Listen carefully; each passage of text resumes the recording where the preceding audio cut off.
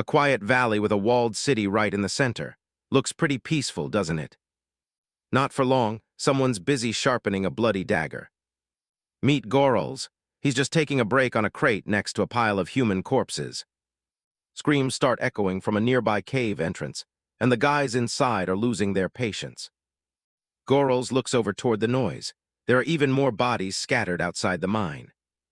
He pulls up his red scarf, ready to see what all the fuss is about. A sharp grin reveals his fangs. He's definitely not going in there to help. Inside the cave, Jung Hae-in is tied up and gagged, tears streaming down her face. One of the thugs starts reading off her personal information like it's some big joke. He's holding her sole resident registration card, pretty useless in a place like this. The guys are having a real laugh at her expense, mocking her former life. He leans in close to ask if she's finally calming down. He dangles the card in front of her, making sure she knows she's a long way from home. He starts explaining that they're in an otherworld full of magic and monsters. The thugs think her shocked expression is the funniest thing they've seen all day. He claims they're just senior settlers whose job is to help the newcomers. He tells her she's going to desperately need them if she wants to survive. Then he shows her why. He holds up the severed head of her boyfriend. Hae-in can only stare in absolute horror as her world completely shatters. The shock is just too much, and she goes limp. The thugs are just annoyed that she fainted on them again. One of them tells the others to take it easy so they don't ruin her face. A hooded thug turns away, sounding like he's over the whole thing. They decide to wake her back up so they don't have to drag her all the way to base. The hooded guy suddenly snaps, saying he can't stand looking at this disgusting mess. The others are just confused, wondering if he ate something bad. They start laying into him with insults, thinking he's just acting up for no reason. He doesn't say a word, even as they keep yelling at him. Suddenly, blood starts spilling from his mouth. He collapses with a dagger buried deep in his throat. The other two jump back in a panic, trying to figure out what just happened. Gorals steps out of the shadows, catching a flying blade with ease. They can't believe their eyes. A little goblin is the one who just took out their friend. Gorals isn't in a talking mood. He wants to play a different kind of game. He lunges forward, a green blur moving through the cave. He throws another knife, perfectly landing it in a vital spot. Hae-in hears the chaos and starts to wake up. She looks on through teary eyes, still trying to process the sudden carnage. The remaining thugs charge him, shouting for the little monster to die. Gorals just tightens his grip on his dagger. A sword swing comes down, but Gorals is already moving. He slips right past them, far faster than any human could react. Gorals swings his blade with deadly speed. A clean, glowing strike cuts through the air. One of the thugs drops to his knees, clutching a fresh wound. Before he can even react, Gorals is right behind him, burying a dagger in his neck. The leader is paralyzed, staring at his friend's lifeless face. Gorals doesn't stop, lunging at the next guy with a terrifying grin. The thug swings his sword wildly, trying to keep the monster back. He's losing it, screaming for Gorals to just go away. Gorals is way too fast and leaps into the air. A heavy kick connects right with the guy's chest. He lands gracefully as the thug is sent tumbling back. The guy crashes into the dirt right in front of a terrified Jung Hae-in.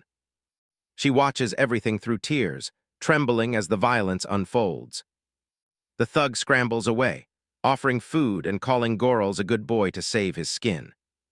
Gorals just looms over him, cold and silent. He tries bargaining, noticing Gorals understands human speech. No talking, Gorals raises his dagger high.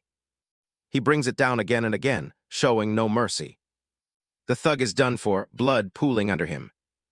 Gorals sits on the corpse to catch his breath. Jung Hae-in lets out a small sound, and he turns his focus to her.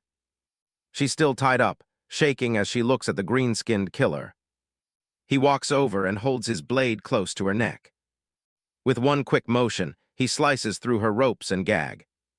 He looks her dead in the eye, his expression anything but friendly. She's frozen, too scared to even move. She finally finds her voice and asks if he's Korean too. Gorals just scoffs, asking if he looks remotely human to her. She insists, saying he knew exactly what her ID card was. He shuts her down, calling her claims bullshit and saying he didn't save her. She's desperate for answers, begging him to explain what's happening. He looks at the bodies and asks if she heard what those guys said earlier. He says they were all living normal lives until they woke up here. Heian is on the verge of a breakdown, crying into her hands. Gorals lets out a cold, sharp laugh. He tells her she should be able to see it by now. He asks what kind of quest the system gave her. Her eyes go wide as she notices something strange. A blue holographic screen flickers to life right in front of her. Gorals explains that these quests are how you survive in this place. He turns to leave, telling her to go ahead and struggle. Young Heian reaches out, begging him to stay and explain more. Gorals grits his teeth, his eyes wide with a mix of fury and something darker. He grabs Young Heian by the hair, forcing her to look at him as she screams in terror. The blood-stained tip of his blade hovers inches from her throat as she trembles. Gorals tells her to listen closely, calling her a fool and declaring himself the most dangerous thing there. He tells her that from now on, he plans to butcher every human he sees. Heian cries out, asking why he would do this when he's clearly capable of helping them. She screams in disbelief, her voice filled with desperate confusion. Gorals stares at her, a single bead of sweat on his face as he echoes her question. A sudden flash of memory takes him back to a rainy night, lightning striking over a walled camp. A younger Kim Tae-sung weeps as he cradles a woman in his arms, crying that this shouldn't be happening.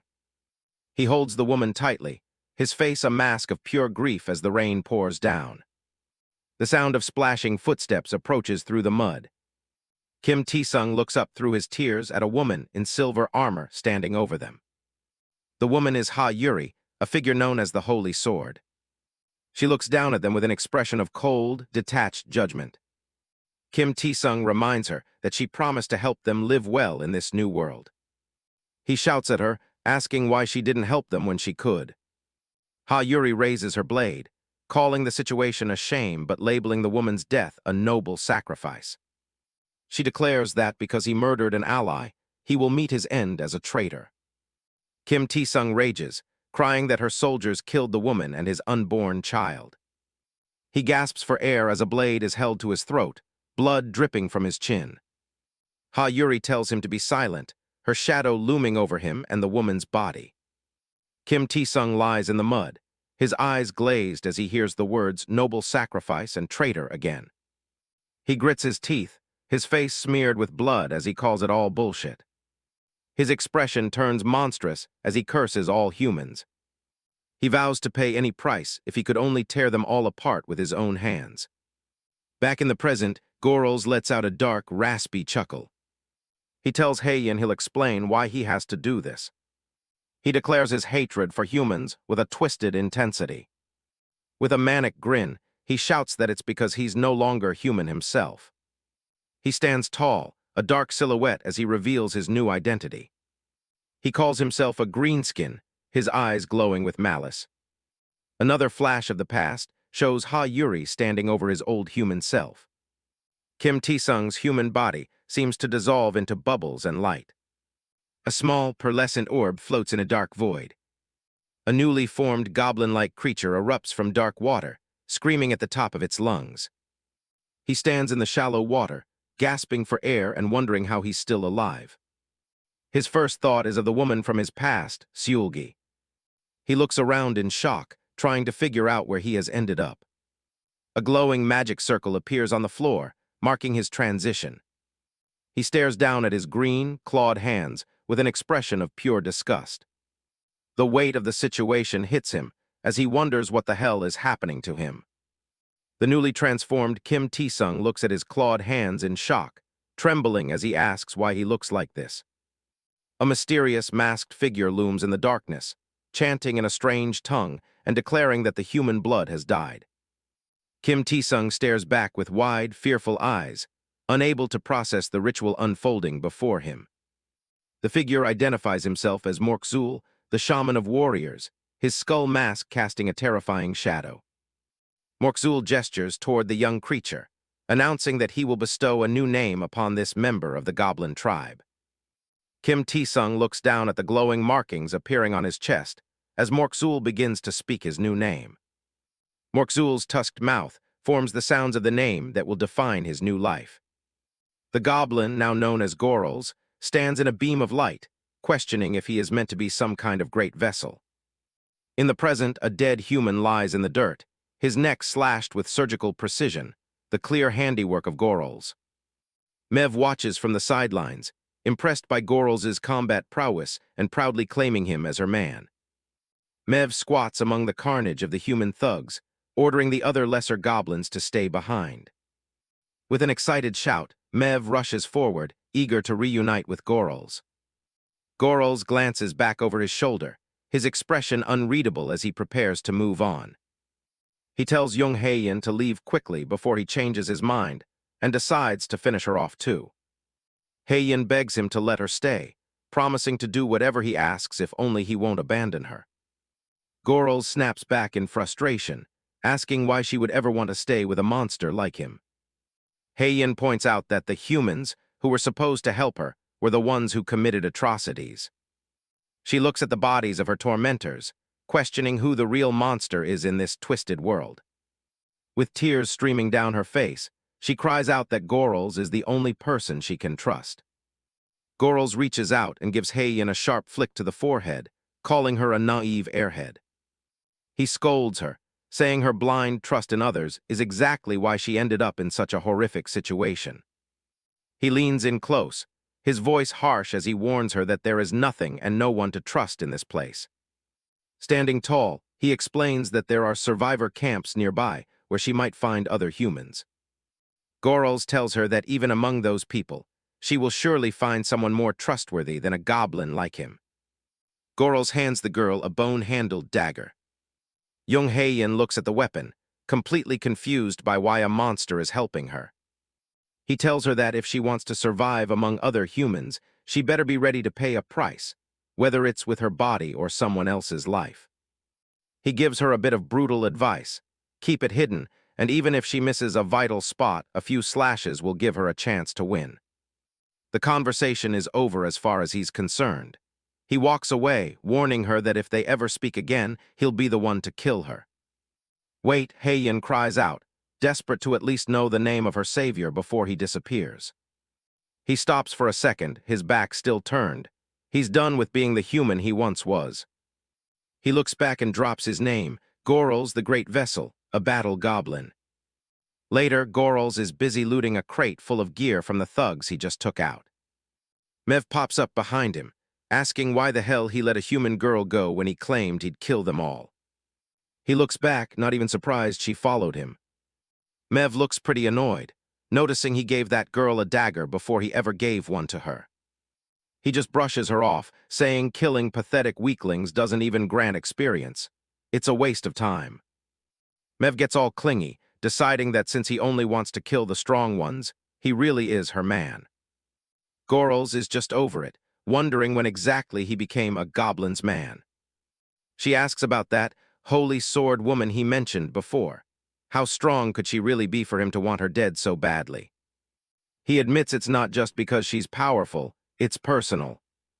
His face darkens with pure rage. He wants to butcher the ones who stole his entire world from him. Mev flinches, realizing she really touched a nerve. He starts flashing back to his human life as Kim Tisung, weeping over someone he desperately wanted to protect. Back in the present, he points at his chest, screaming that those people took his life too. He's been reborn as a monster, and now there's nothing left to hold his bloodlust back. He swears an oath that he'll tear them apart, no matter what he has to pay to make it happen. Mev is paralyzed, watching him lose it. This is way more than just typical goblin anger. A terrifying shadow of his rage manifests, showing the absolute monster he's becoming.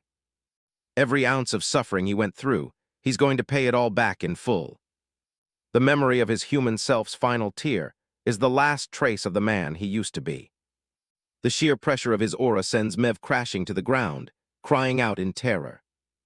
Gorls suddenly snaps out of it, realizing he's scaring his own ally. He calls out to her. He apologizes, telling her he wasn't actually mad at her. Mev is still shaking, totally freaked out. He tells her to get the others and gather all the loot for the shaman. Mev obeys instantly, eager to get back in his good graces. She runs off, shouting for the other green skins to get to work. She's back to her usual happy self. Gorals heads up to a high rocky cliff to survey the area. He stands on the edge, looking out over the endless green forest. He's deep in thought, his eyes scanning the horizon. Far below, Jung Hae-yin is still running, pushing herself to get as far away from the cave as possible. Gorals summons his system window to check his status. A quest called Whisper of the Moonlight is active.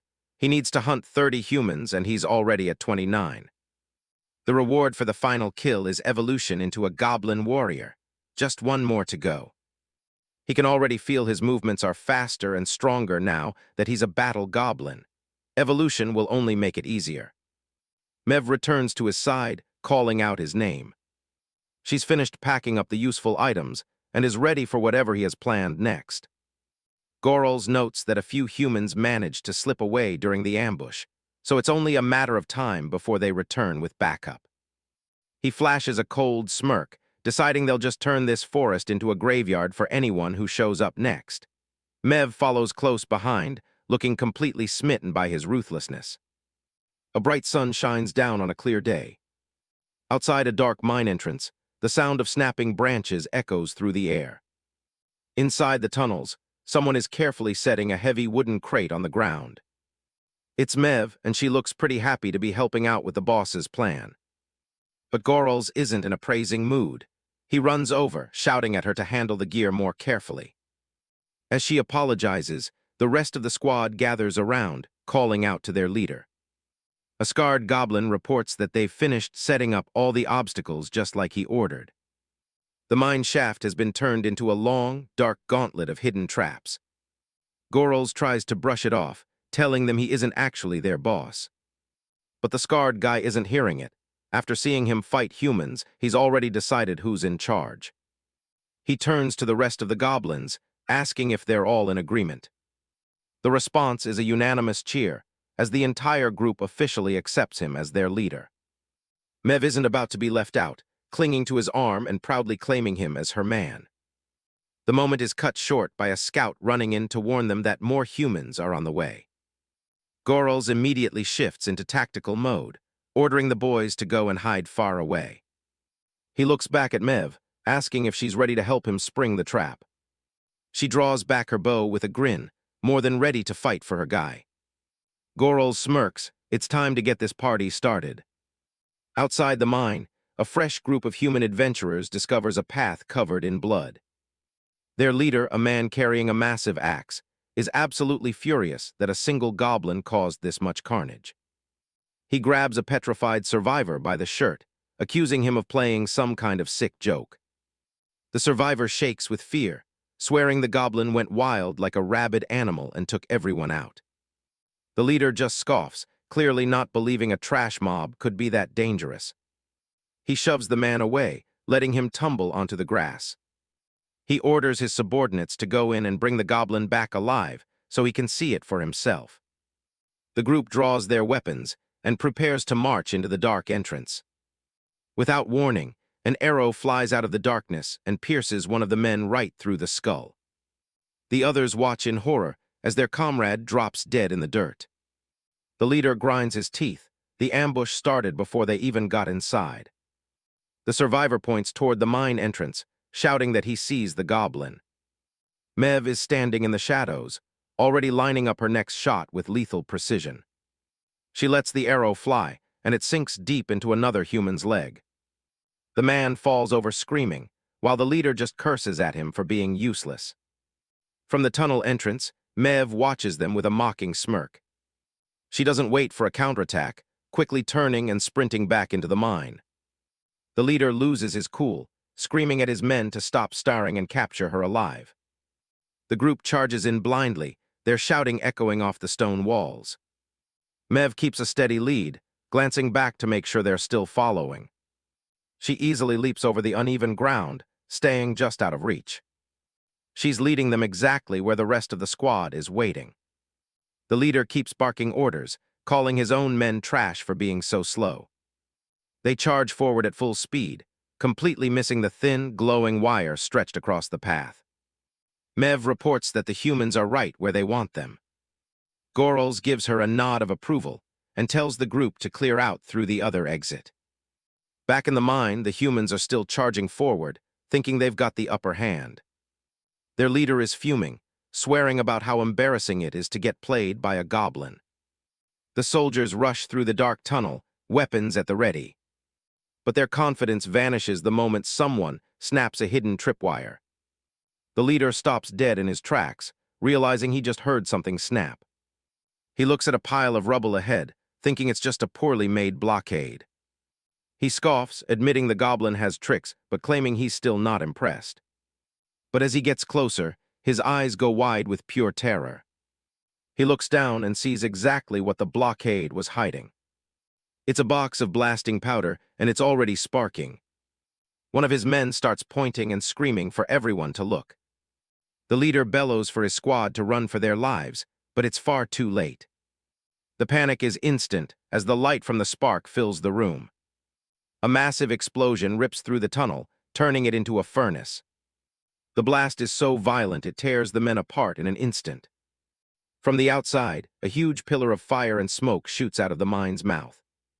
One lone human is sent flying by the force, tumbling across the grass. He groans, gasping for air while thick black smoke fills his lungs. A massive cloud of dust settles over the remains of the mine entrance. Mev watches from a distance, shocked by how big the boom actually was. She turns to check on Gorals, but she stops when she sees him glowing. He's standing in a blue magic circle as raw energy surges through his body. A system message pops up. He's hit 30 kills and the evolution is beginning. The light fades to reveal a more muscular, lethal-looking Gorals, now a goblin warrior. He exhales a cloud of frost, feeling the new power coursing through him. He looks at his hands, marveling at how much stronger he feels after the change. Nearby, the survivor clutches his mangled leg and screams in agony. He laughs through the pain, glad that the dumbasses who ignored him got what was coming. He suddenly senses a shadow over him and looks up, eyes filled with dread. Gorals is standing right over him, looking down at the cockroach who survived. He slowly draws a dagger, the blade catching what little light is left. The man starts screaming, realizing he's facing something much worse than a normal monster. Gorals pins him to the ground, holding the dagger right against his throat. He tells the man to start answering questions if he wants to see another day. Otherwise, he's going to end up on the menu for the clan's dinner tonight. Cut to a distant settlement where a lookout is keeping watch under a white flag. This is the survival camp for the summoned, and for Gorals, it brings back a lot of memories. He looks over the walls, thinking about how nothing has changed in 10 years. Mev notices he's deep in thought and asks if something is wrong. Gorals just smirks, saying this actually makes things easier and prepares to report to Lord Morkzul. Mev suggests that they should head back to rearm their soldiers before making another move. The human prisoner, shaking with fear, asks Gorals if he's finally going to be set free. He reminds them that he's kept his end of the bargain by marking the survival camp on the map. Gorals closes his eyes and gives a small nod, stating that he'll honor his word and let the man live. The man is flooded with relief, a desperate, hysterical smile breaking across his face. He starts to shove his way through the circle of goblins, telling them to get lost since their boss is letting him go. He laughs to himself, thinking about how pathetic and easily fooled the miserable little shits are. But the goblins aren't moving out of respect. They're closing in with cruel, toothy grins. Without warning, a rusted blade is plunged deep into the man's stomach from behind. He lets out a blood-curdling scream, his eyes bulging as the reality of his situation hits him. One goblin grabs him from behind, silencing his cries with a rough hand over his mouth. The rest of the pack descends on him like starving wolves, stabbing him again and again in the tall grass. Gorals watches the slaughter with cold indifference, nodding that while he gave his word, his men never made any promises. The man's body is left in a bloody heap, his life snuffed out as the goblins finish their grim work. Later, Gorls kneels inside a dark cavern to give his report to the clan's leader. He identifies himself to Shaman Morkzul of the Dark Moon clan and presents the information he gathered. He insists that with the map and the layout of the human camp, a surprise attack would be highly successful. Morkzul listens in silence, his ancient eyes weighing the potential risks and rewards of the plan. Suddenly, a loud roar echoes through the chamber, telling the shaman to ignore the request entirely. Gorls looks back as a massive, scarred hobgoblin enters the room, radiating an aura of pure power. Goff of the Dark Moon clan demands to know why they aren't focused on the upcoming Great Chief's call. He argues that the clan's focus should be on gathering supplies and soldiers for the journey, not a petty raid. Morkzul strokes his long beard, admitting that Goff has a valid point about their current priorities. Goff points a hulking finger at Gorls, calling him a weak greenhorn who isn't worth wasting a single resource on. Gorls slowly stands up, challenging Goff to join the raid himself if he's so worried about the supplies. He stares the giant down, mockingly asking if he has the courage to actually face the humans. Goff is livid, his pride stung by the smaller warrior's blatant disrespect. He steps forward, his massive frame looming over Gorls as he agrees to show him what real power looks like. Mev comes rushing into the room, calling out for her grandfather and looking for her man. Goff ignores her, leaning in close to Gorls' face and challenging him to a duel of honor. Mev freezes when she hears the challenge, her face turning pale with immediate concern. Gorls doesn't flinch, accepting the duel but adding a condition. The loser must grant the winner's every wish. Mev lets out a shocked WHAT as she realizes the stakes of the fight. Morkzul raises his voice, officially sanctioning the duel of honor between the two warriors.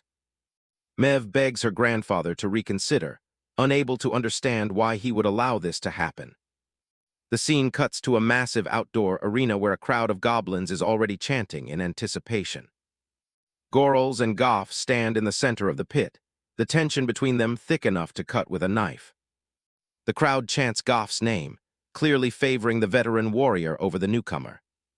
A concerned goblin asks Mev why she didn't step in to stop Gorls before things went this far.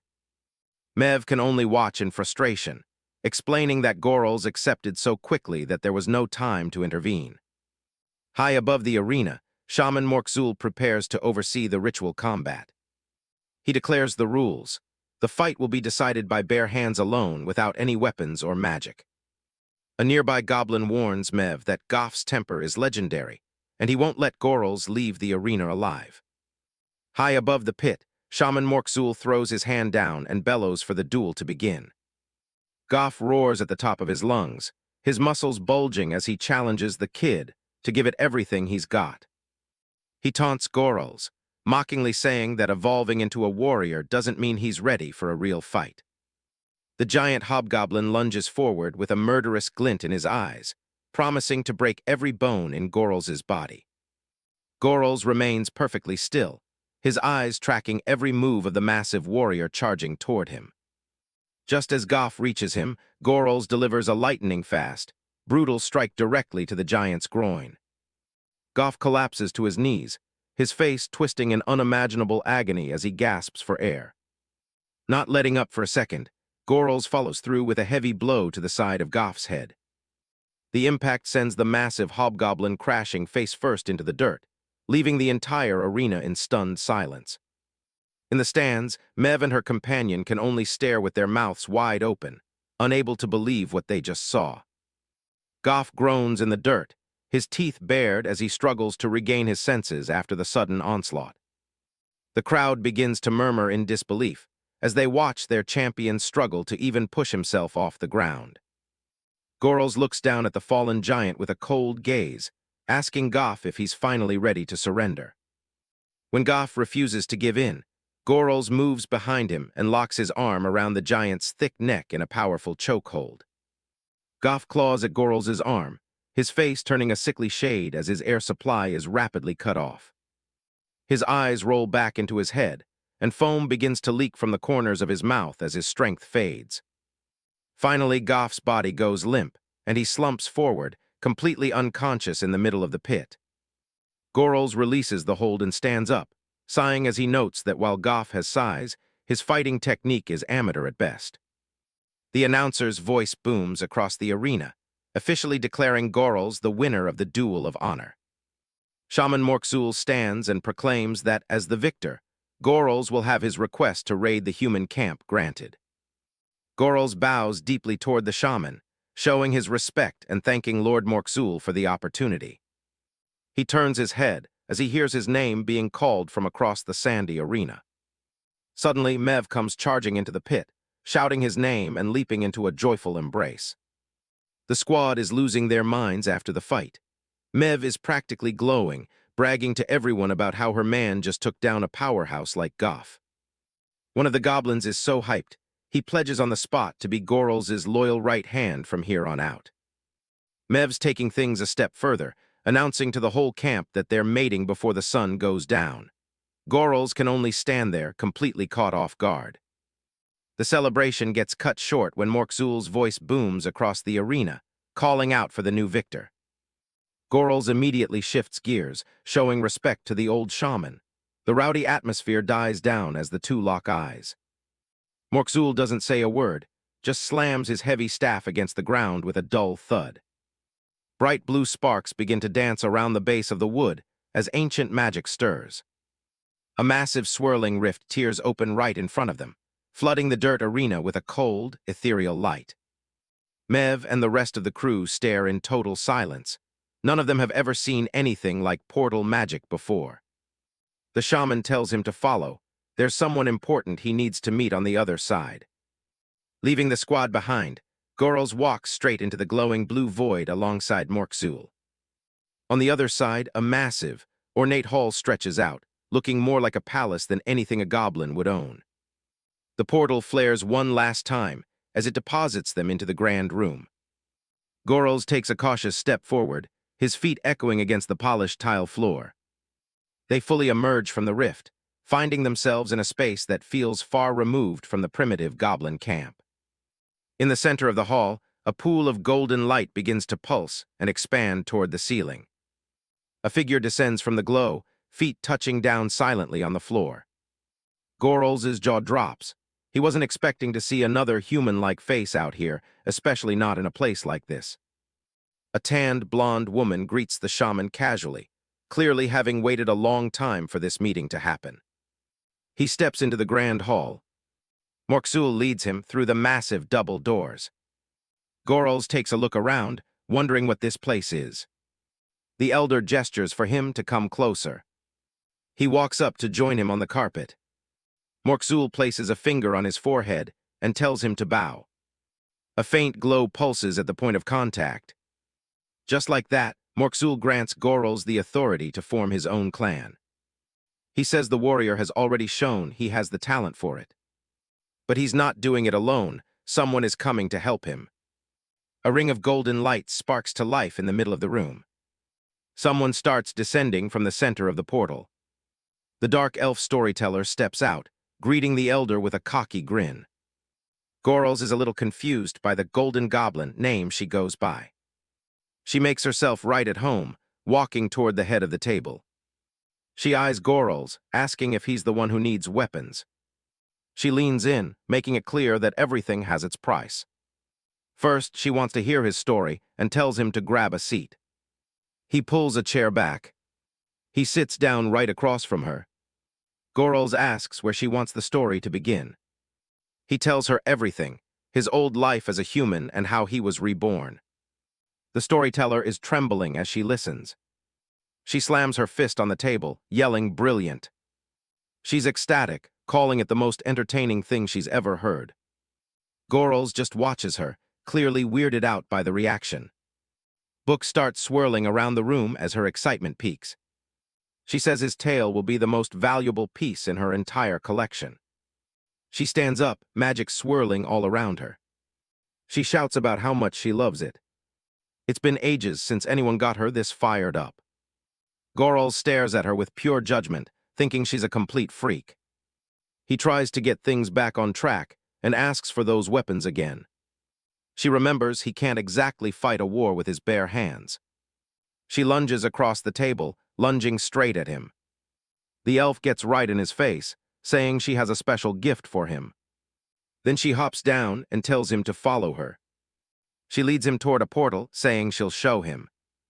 The story of Kim Taesung's betrayal is written out in the book. She's already reading it, savoring the tragedy of his past life. He steps out onto the floor on the other side. He's dressed in full armor now, finally looking like a real clan master. The storyteller grins, liking his new look. Gorls agrees he's finally ready to move. He clenches his fist, feeling a massive surge of power. She hops back onto the furniture, looking ready for a show. She's pretty proud of herself, claiming her gut feeling was right on the money. She points a finger, telling him to pay close attention to how these gifts work. He stands there in silence. Over at the summoned gathering camp, the human flag snaps in the breeze. From a distance, the goblins chant Gorls' name in unison.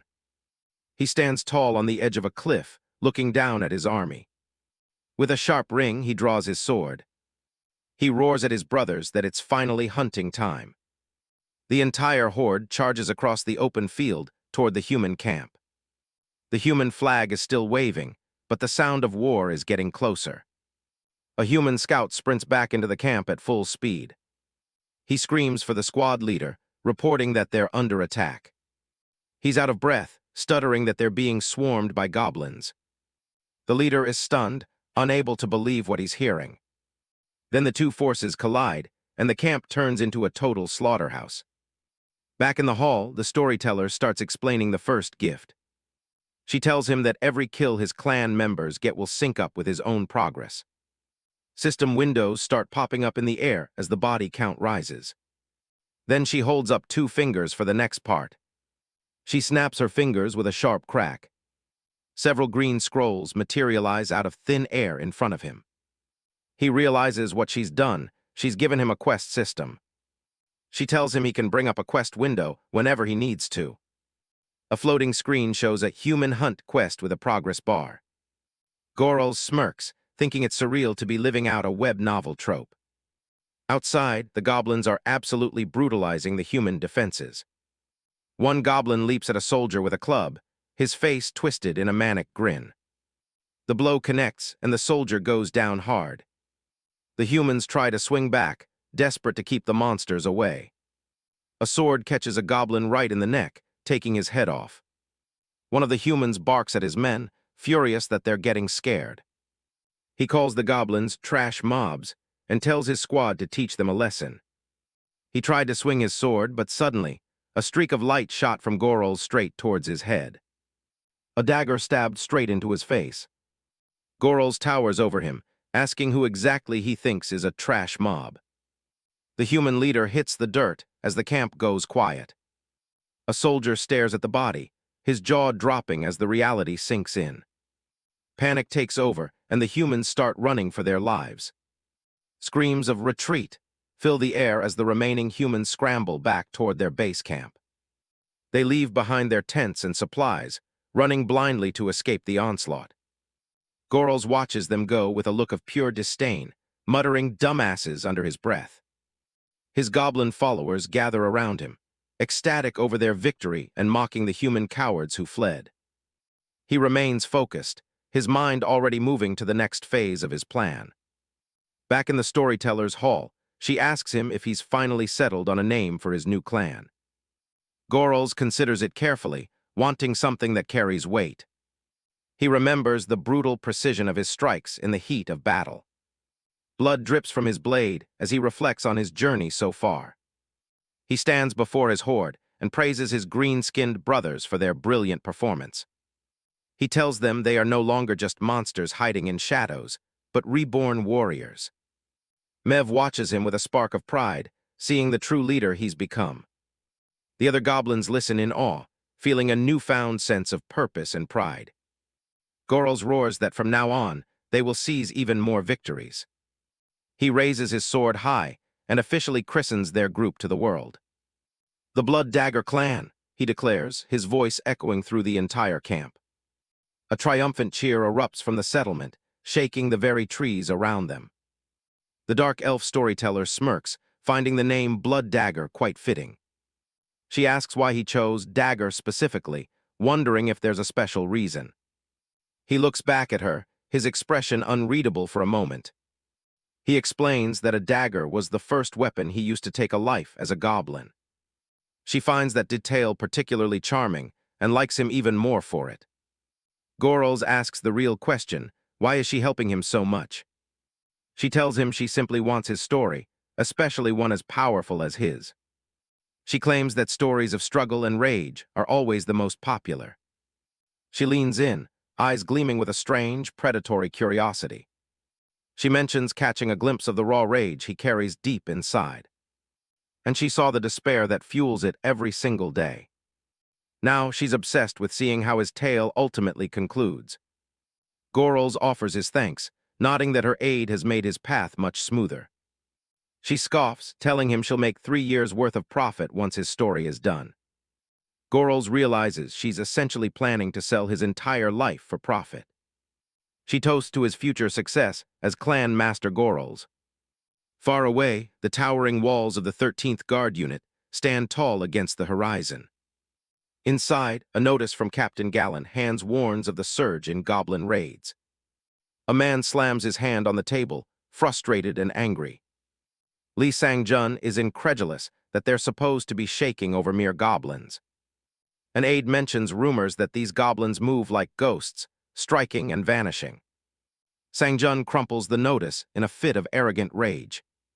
He hurls the paper at the man, calling him a fool for even worrying. Lee Sang-hee warns that the situation is grave, as half the camp was annihilated. Sang-jun dismisses the losses, claiming the victims were just weak idiots unlike him. Lee Sang-jun leans forward with a predatory grin, seeing the goblin threat not as a crisis, but as a ladder for his own ambition. His subordinate looks on, asking what the warrior's plan is for the rising threat of the green-skinned monsters. He stares at the crumpled paper on the floor, his mind already calculating the glory he'll gain from a massacre. He declares his intention to completely annihilate every single one of those goblins, leaving none alive.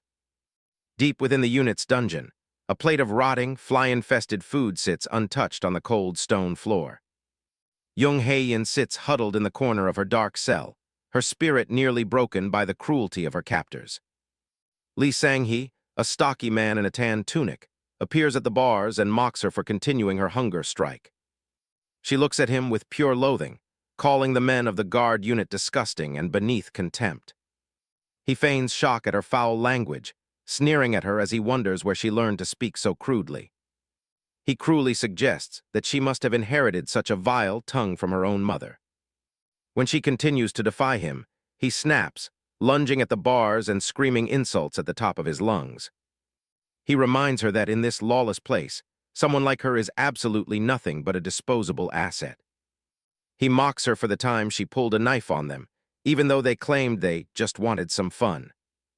Hae-yin buries her head in her knees, refusing to give the monster before her any more of her attention.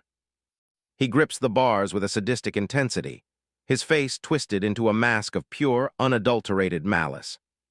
He lets out a sharp breath and stands tall, having decided exactly how to use her for his next hunt. He looks down at the broken woman one last time, seeing her only as a tool to bait his prey. He barks an order to his men to tie her up and throw her to the goblin hunters as live bait. A bald soldier leers at her through the bars, telling her she's goblin bait now and mockingly calling her a princess. Under the cold, indifferent light of a crescent moon, Young Hae-yin is left bound and gagged in the middle of the dark forest. A cloth is tied tightly over her mouth to prevent her from crying out, ensuring she can only wait in silent terror. Gold coins are scattered on the ground around her, a shiny lure meant to catch the eye of any passing goblin scout. She sits as a helpless centerpiece in a deadly trap, her eyes wide as she searches the shadows for the arrival of monsters. Hidden nearby, the human hunters wait in silence, having masked their scent with tree sap as they wait for the trap to spring. Lee Sang-hee is already losing his patience. He mocks the setup, questioning if their supposed expert actually knows anything about baiting goblins. He turns to the older man, asking if he's absolutely sure this obvious trap is even going to work. The old hunter, a scarred veteran with a white beard, doesn't flinch. He explains that the coins scattered along the path are the perfect lure to draw them in. The younger guys realize that even monsters have a price, and gold seems to do the trick every time. Still, Lee Sang-hee can't shake his skepticism. The old hunter just gives him a look, repeating that all the necessary preparations are complete. He details how the coins will lead the scouts right to them. Just as he predicted, a lone goblin has already taken the bait. Then there's the main course. Jung Hae-in is tied to a stake, wearing an enchanted necklace that's practically a beacon for every goblin nearby. To the veteran, it's simple. No goblin would ever pass up a human woman left out in the open like this. One of the guys laughs about the goblins wanting to have some fun, but Lee Sang-hee shuts him down, telling him his head is full of garbage. The old hunter has a darker take. He figures human meat is just softer, making it a better choice for the monsters. He's cold and pragmatic, seeing the girl as nothing but a way to bag better meat. 4 hours drag by in total silence. The men are on edge, waiting for any sign of movement in the pitch-black woods. Finally, a thin green hand reaches out and snatches one of the gold coins from the dirt. A goblin holds it up to the moon, thrilled at finding easy human gold in the middle of the forest. Back in the bushes, the hunters tighten their grip. The bait is working and the monsters are moving in. More goblins follow the trail, laughing about how stupid humans are for dropping their gold everywhere. But Gorol stops. He's noticed something that the others are too greedy to see. He looks toward the clearing and spots the woman bound and gagged. Jung Hae-in is a mess, sobbing as she waits for the end. Gorol is actually stunned by the cruelty.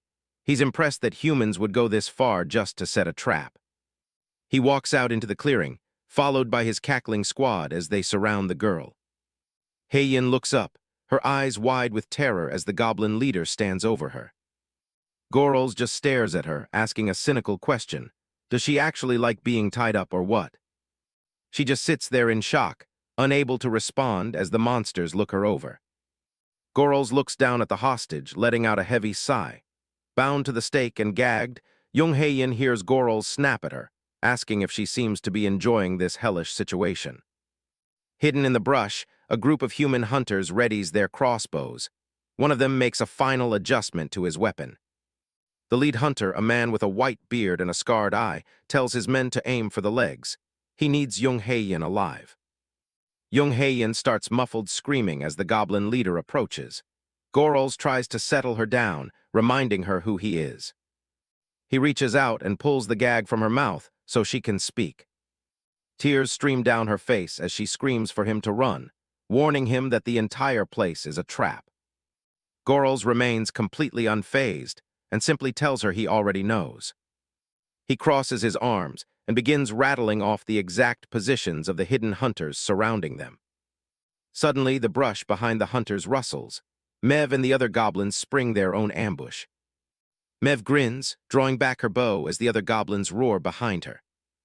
Gorol gives a sharp, toothy smirk, nodding that the hunters were the ones who walked into a trap. Jung Hae-in stares at him in pure shock, unable to believe a monster could be this tactical. To understand how they got here, we have to look back 3 days earlier. A human farming village was under siege, with screams and the sound of struggle echoing between the buildings. Inside one of the houses, the local guards are held at knife point by the goblin clan. Gorol stands over the scene, coldly stating that as long as they sell him some food, there won't be any trouble. A group of sacks filled with carrots and potatoes is brought out. The villagers are terrified. Gorol looks over the supplies with a critical eye. The village elder begs for mercy, explaining that after the guard unit takes their taxes, this is literally everything they have left.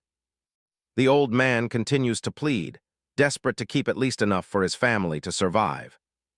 Gorol glances over at the tied-up guards. His expression hardens. He realizes the guards were the ones trying to plunder the village even before the goblins arrived.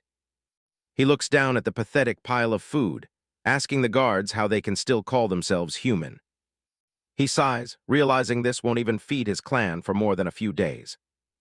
Instead of just taking the food, Gorals reaches out and drops several gold coins into the old man's hands. The elder stares at the gold in disbelief, his jaw dropping.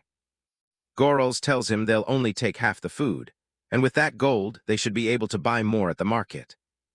The old man tearfully notes that this amount of money will last them at least half a year.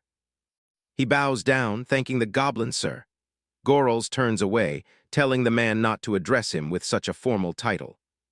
One of the goblins asks what they should do with the human guards they captured. Gorals looks at the corrupt soldiers with cold indifference and gives the order to kill them.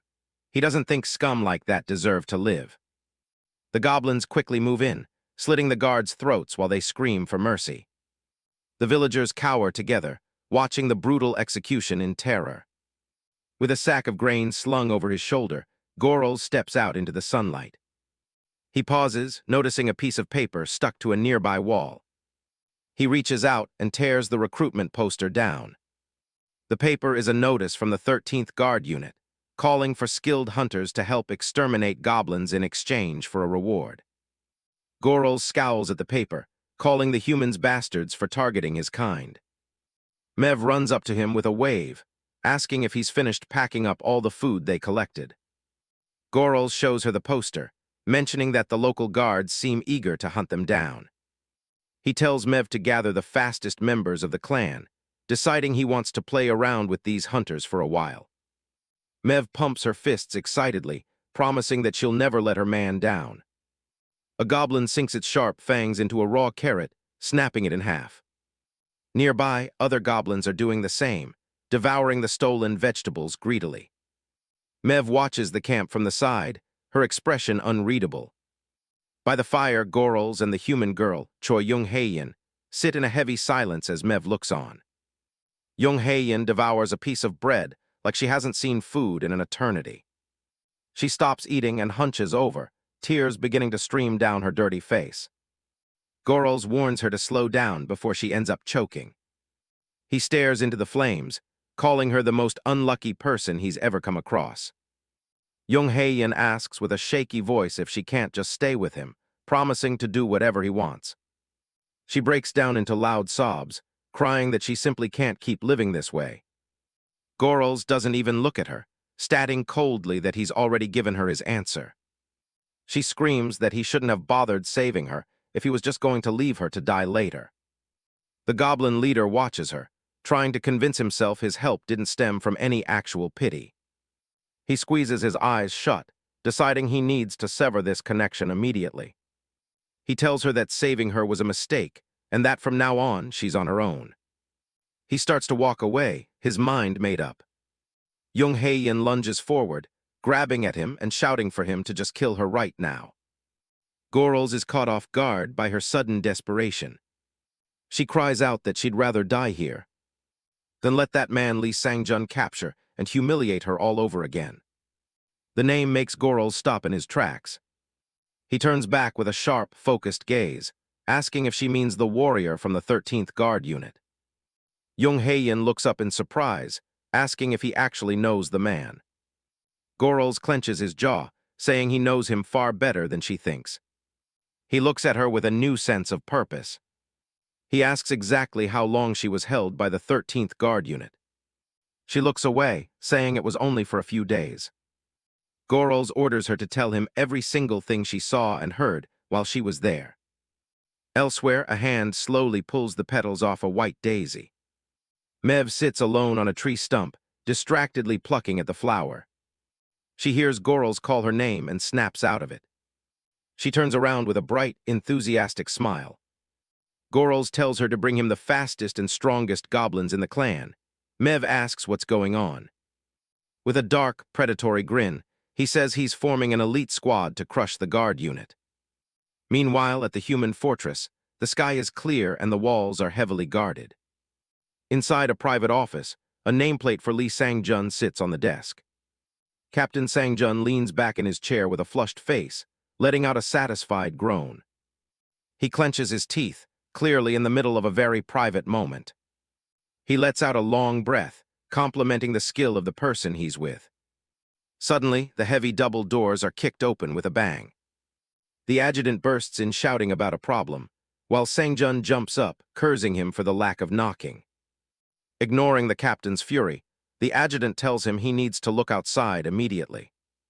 Captain Lee Sang-jun snaps at the intrusion, his clothes still disheveled from his earlier leisure.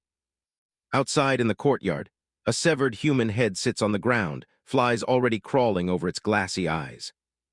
Sang-jun stares in horror at the pile of headless corpses and severed heads arranged in a gruesome display. In the early morning light, the soldiers of the 13th Guard Unit gather around the massacre as they begin the grim task of identifying the dead. The adjutant reports that the victims were the hunters sent after the goblins. The rest of the unit has vanished without a trace. Overwhelmed by the stench and the sight, Sang-jun doubles over and retches onto the dirt.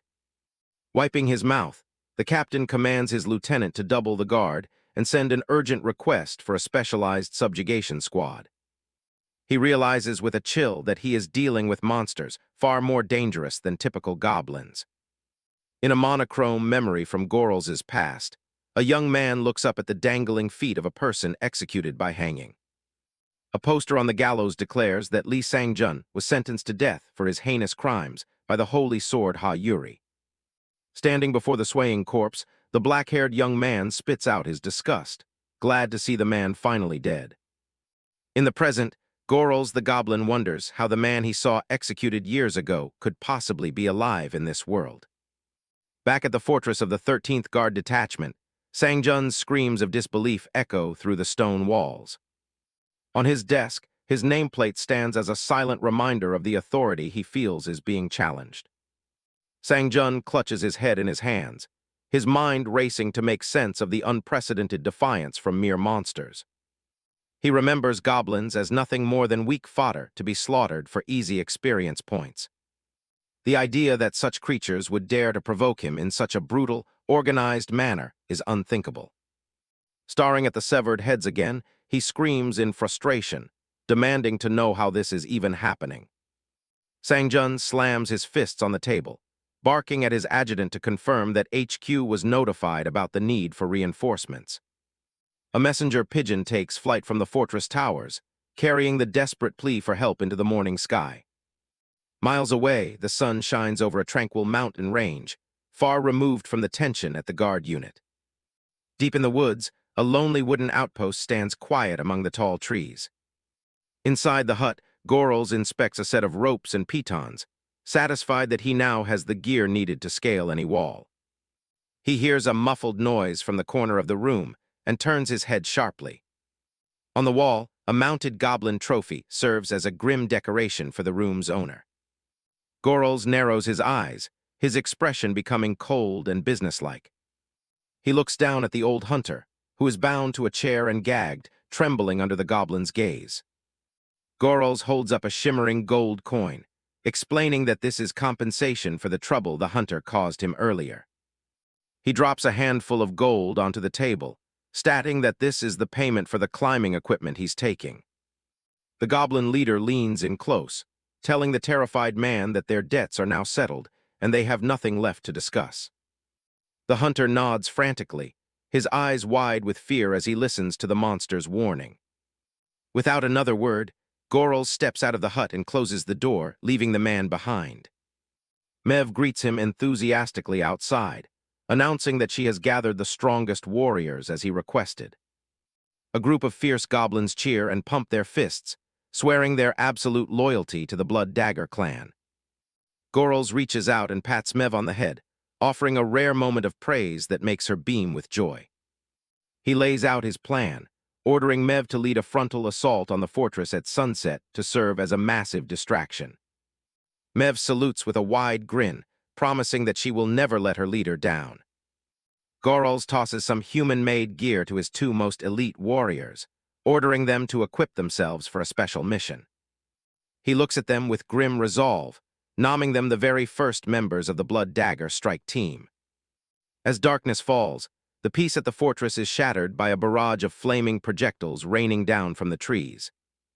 Inside the walls, a soldier frantically rings an alarm bell, screaming that the goblins are launching an attack. Outside, Mev stands at the head of her archer squad, pointing toward the walls and ordering her kin to open fire.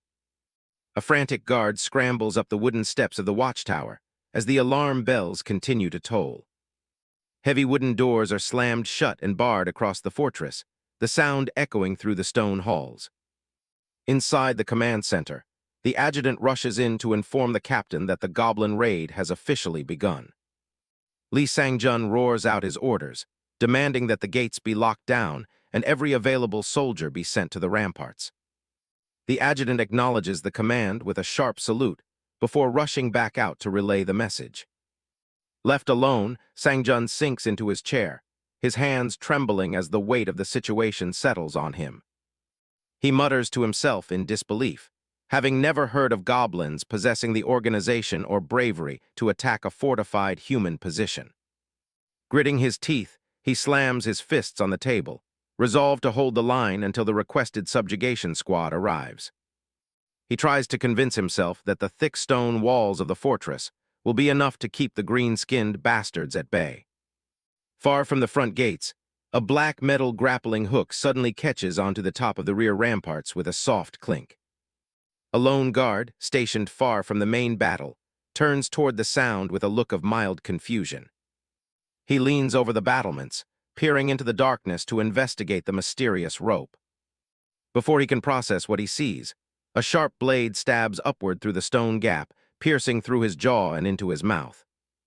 The guard's silent scream is cut short as blood sprays from the fatal wound. His lifeless body collapses backward onto the cold stone floor of the walkway. Gorels expertly vaults over the wall, landing silently in a crouch as he surveys the inner grounds of the fortress. He notes with a predatory grin that Mev's diversion at the front gates has successfully drawn almost every guard away from his position. Behind him, his elite strike team begins to scale the wall, peeking over the edge to ensure the coast is clear. One of the hooded goblins whispers to Gorels, signaling that they are in position. The two members of the Blood Dagger clan strike team ready their crossbows, their eyes glowing with a sinister light. Gorels gives the final briefing, ordering his men to move fast and strike hard, with their sights set solely on the guard captain. The trio moves like shadows through the fortress, their footsteps silent against the cobblestone as they hunt their prey. As they round a corner, a guard in the lower courtyard catches a glimpse of them and shouts out in alarm. Without a moment's hesitation, the strike team levels their weapons, ready to silence the witness before he can raise a proper alarm. An arrow finds its mark right in a guard's forehead, cutting his shout short before he can even react. Gorels leads the silent charge up the stairs, his squad moving with a level of precision the humans never saw coming. On the ramparts, a sentry grumbles about all the fuss over a few measly goblins, completely oblivious to the shadow creeping up behind him. He doesn't even get to finish his complaint before a blade slides across his throat. Another guard is snatched from the darkness, his hands flying to the steel pressed against his neck in a desperate final struggle. With a quick shove, the goblin sends him tumbling over the side of the fortress wall and into the dark. Mev watches him fall with a cold, mocking smirk, bidding the man a final goodbye. Inside the captain's office, Lee Sang-jun jumps at a sudden, violent crash echoing through the stone halls. The heavy wooden door shudders and splinters under the force of a massive impact. It flies off its hinges with a roar, filling the room with a cloud of dust and debris. Sang-jun scrambles to his feet and draws his sword, calling out for his adjutant with a voice cracking from panic. But the person walking through the dust isn't his man. It's a green-skinned nightmare. Gorels steps into the room with his blades ready, telling the captain that he's in for the shock of his life. Sang-jun freezes, his mind struggling to process how a common goblin could be speaking perfect human tongue. He screams in terror, demanding to know what kind of freak he's looking at and how it can talk like one of them. Gorels just flashes a jagged grin, mentioning he's surprised to see the captain alive since the guy was supposed to be executed. He drops the act and calls him by name, a familiar voice that hits Sang-jun like a ghost from his past. The captain's face drains of color as the realization hits. The man he murdered has come back as a monster to settle the score.